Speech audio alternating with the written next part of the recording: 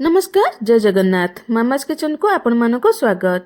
Friends मु आज नै आसी मकर संक्रांति स्पेशल राशि लड्डू। आसंतु प्रस्तुत करिबा राशि लड्डू। राशि लड्डू प्रस्तुत करिया पई मु एठी 2 कप धळा राशि नै जायछि। राशि मार्केट रे सहजरे मिल जाय। मार्केट रे 2 प्रकार राशि मिले, धळा राशि आ कोला राशि। आपण लड्डू करिया पई धळा राशि नेबे। मार्केट रे पैकेट रे राशि मिले आ खुला भी राशि मिले। पैकेट राशि तो पूरा परिष्कार रही थाए। खुला राशि परिष्कार अच्छे कि नहीं टिके चेक कर नेबे। चेक करे आपण लड्डू बनेबे। जदि अपरिष्कार थिबो ताको परिष्कार करि नेबे।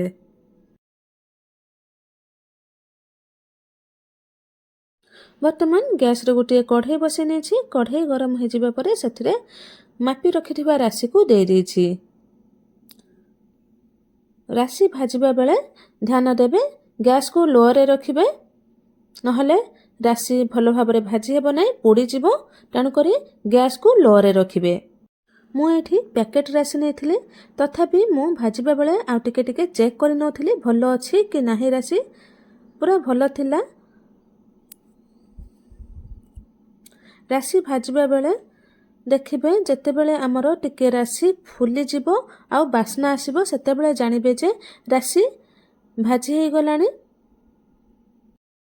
देखंतु हमरो राशि एठी टिके कलर चेंज हे जायछि आ टिके फुली जायछि आ बास्ना मध्य आसुछि। वर्तमान आमे राशि बाहर करि नबा। राशि फुली जिवो माने पूरा गोल गोल हेबो नै, टिके फुली जिवो आ क्रिस्पी हे जिवो। वर्तमान राशि को उटे पात्र को बाहर करि नबा।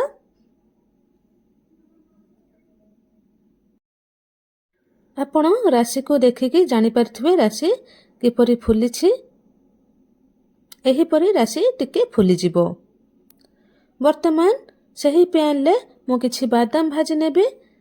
जो परि मु सब बळे कुहे जते बळे बे आमे बादाम भाजिबा टिके अधिका करी भाजिबा, कारण आमे एही बादाम को जतिकी लागिबो बा आवश्यक हेबो सेतिकी यूज करिबा। आ किछि स्टोर करी रखिनबा।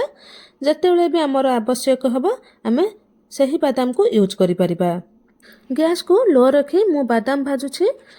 एही परि गैस को लो रखी बादाम भाजिबे भलो भाबरे फुटी जिवो। बादाम भाजिया पई किछि समय लागिबो। सेही समय मध्यरे मु पाग करिया पई गुड़ को प्रस्तुत करि नउछि। एठी मु मुंडा गुड़ नेछि। मुंडा गुड़ को टिके काटी नेउछि। बेसी बड़ पीस करी गुड़ को पाग करिले टिके टाइम लागिबो। तेणु करी शीघ्र करिबा पई मु गोटे छुरी माध्यम रे गुड़ को काटी नेछि। देखंतु एठी मोर जेतिकी गुड़ आवश्यक सेतिकी मु काटी नेछि। मु 2 कप राशि नेथिली आउ हाफ कप रु टिके कम बादाम नेबी। तेणु करी मु एठी 1.5 कप गुड़ नेछि। आपण चाहिले अधिक मध्य गुड़ नै आपण पाग करि परिबे। जो माने अधिक मिठा पसंद करूछंती से माने आउ टिके अधिक गुड़ नै पाग करि परिबे।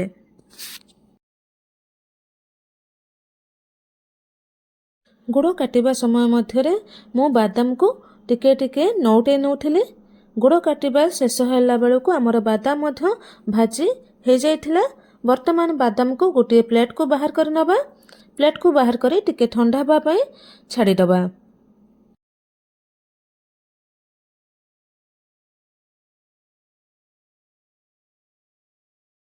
वर्तमान गैस रे गोटे कढ़ाई बसे नबा। कढ़ाई रे मापी रखिथिबा गुड़ को दे दबा। गुड़ दे सारिबा परे सेथिरे अल्प किछि पानी देबा। हाफ कप रु टिके कम पानी देबा।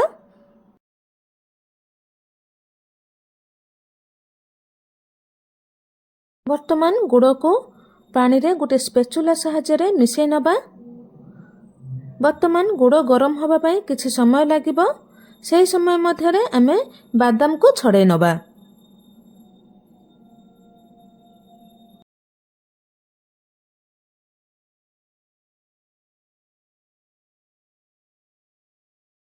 देखंतु बादाम छड़े सारिबा परे मु एठी हाफ कप रु टिके कम हेबो बादाम नेछि। ओजन रे 50 ग्राम हेबो बादाम नेछि।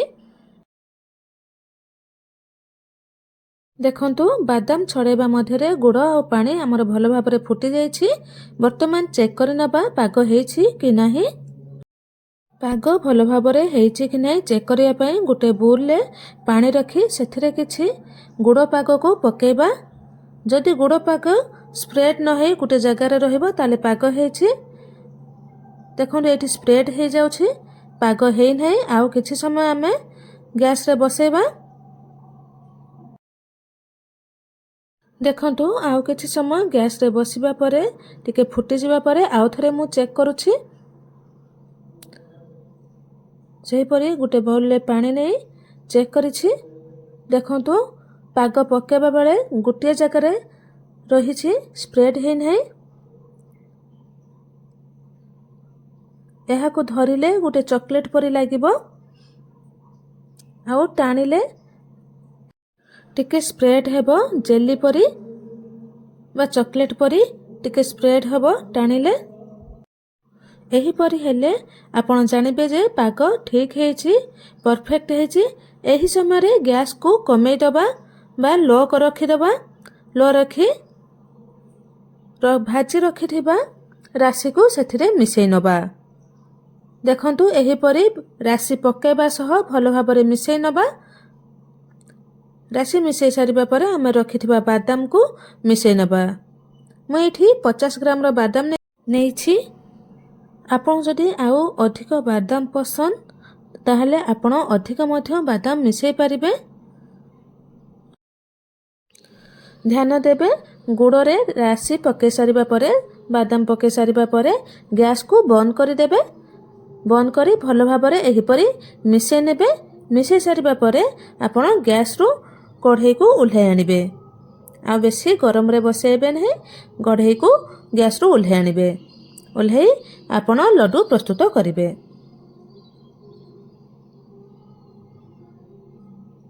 ଦେଖନ୍ତୁ ଏଇଠି ମୁଁ କଢ଼େଇକୁ ଗ୍ୟାସରୁ ଓହ୍ଲାଇ ଆଣିଛି। ବର୍ତ୍ତମାନ ଆମେ ଲଡ଼ୁ ପ୍ରସ୍ତୁତ କରିବା। ଲଡ଼ୁ ପ୍ରସ୍ତୁତ କରିବା ବେଳେ ଧ୍ୟାନ ଦେବେ, ଟିକେ ପାଣି ହାତ ହେବେ ଆଉ ଚାମଚ ସାହାଯ୍ୟରେ ଟିକେ ଏହିପରି ନେଇ କରିବେ, କାରଣ ବହୁତ ଗରମ ରହିଛି। ଲଡ଼ୁ ସହଜରେ ହେଇଯିବ। ଦେଖନ୍ତୁ କେତେ ସହଜରେ ଲଡ଼ୁ ହେଇଯାଉଛି।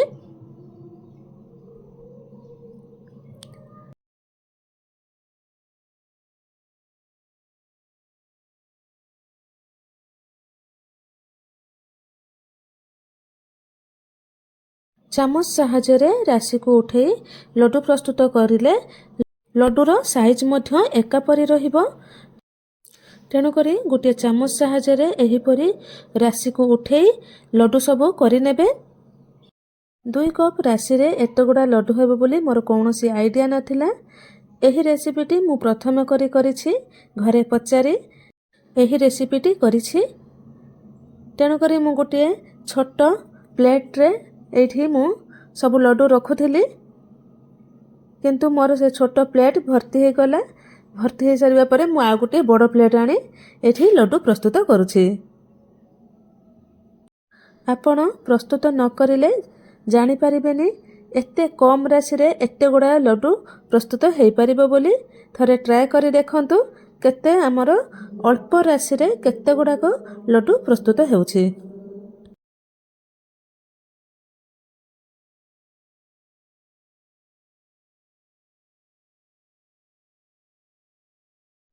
ଦେଖନ୍ତୁ ଏଇଠି ମୋର ପ୍ଲେଟ୍ ଭର୍ତ୍ତି ହୋଇଯାଇଛି, କିନ୍ତୁ ଲଡ଼ୁ କରିବା ପାଇଁ ଆହୁରି ବାକି ରହିଛି କଢ଼େଇରେ। ତେଣୁକରି ମୁଁ ଆଉ ଗୋଟିଏ ପ୍ଲେଟ୍ ଏଇଠି ଆଣିଛି, ଆଣି ଲଡ଼ୁ ସବୁ ପ୍ରସ୍ତୁତ କରିନେଇଛି। ଯଦି ଆପଣ ଏକୁଟିଆ ଲଡ଼ୁ ପ୍ରସ୍ତୁତ କରୁଛନ୍ତି ତାହେଲେ ଆପଣ କମ୍ ରାଶି ନେଇ ଲଡ଼ୁ ପ୍ରସ୍ତୁତ କରିବେ। ବେଶୀ ରାଶି ନେଇ ପ୍ରସ୍ତୁତ କରିଲେ ରାଶି ପାଗ ଥଣ୍ଡା ହେଇଯିବ। ଥଣ୍ଡା ହେଇଗଲେ ଆଉ ଲଡ଼ୁ ପ୍ରସ୍ତୁତ ହୋଇପାରିବ ନାହିଁ। ଯଦି ଆପଣ ସହିତ ଏହିପରି ହୁଏ ତାହେଲେ ଆପଣ କ'ଣ କରିବେ ନା ଗ୍ୟାସରେ ସେହି କଢ଼େଇକୁ ବସାଇ ନେବେ। ବସାଇ ଟିକେ ସମୟ ଗରମ କରିନେବେ। ଗରମ କରିସାରିବା ପରେ ଆପଣ ପୁଣି ଥରେ ଲଡ଼ୁ ପ୍ରସ୍ତୁତ କରିପାରିବେ।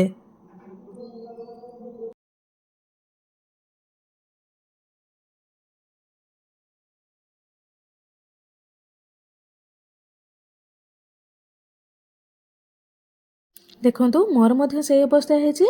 ପାଗ ଥଣ୍ଡା ହେଇଯାଇଛି, ଆଉ ଲଡ଼ୁ ହେଇପାରୁନାହିଁ। ଆଉ ଥରେ ଲଡ଼ୁ କରିବା ପାଇଁ ମୁଁ କଢ଼େଇକୁ ନେଇ ଗ୍ୟାସରେ ବସାଇ ନେଇଛି। ଗ୍ୟାସରେ ବସାଇ ସାରିବା ପରେ ଟିକେ ଏପଟ ସେପଟ ନଉଟାଇ ନେଇଛି।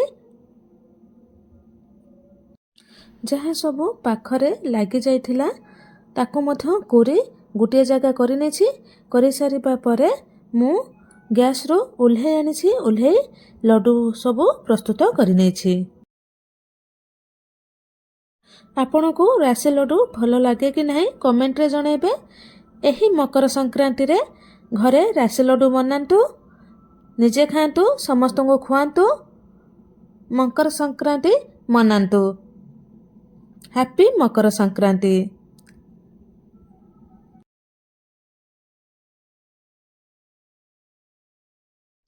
ଦେଖନ୍ତୁ ଏଇଠି ଆମର ସବୁ ଯାକ ଲଡ଼ୁ ପ୍ରସ୍ତୁତ ହୋଇଯାଇଛି।